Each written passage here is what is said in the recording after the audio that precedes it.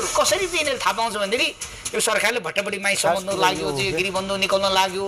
अथवा अब चाहिँ धेरै ठाउँको चाहिँ कर्मचारीहरूलाई पनि भनौँ न के प्रहरीले चाहिँ कारबाही नगर्ने ल्याकत राख्छ त्यो क्षमता छ अहिलेको सरकारसँग पक्रिन सक्ने तत्कालीन सरकारको त्यत्रा ठुल्ठुलो हाई प्रोफाइलहरूलाई त्यत्रो हाई प्रोफाइल भएको यत्रो चाहिँ 72को संविधानलाई त 24 घण्टामा सिद्धाएर चाहिँ यो सरकार बन्यो भने यो गर्न के ठुलो कुरा हो प्रधानमन्त्रीले भन्नुभएको छ हतियार राजीनामा दिएर हुँदैन अब राजीनामा बोलेको कुरा त भोलि प्रधानमन्त्री त्यो कुर्सीमा तपाईँ हुनुभएको क्षमताभन्दा बेसी काम गर्यो के गर्नुहुन्छ ठ्याक्कै भन्नु हतियारहरूलाई सम्बन्धी काम एउटा गर्थे यो चाहिँ सामन्तीहरूको घरमा गएर चाहिँ खोजखाज गरेर कहाँ छ के छ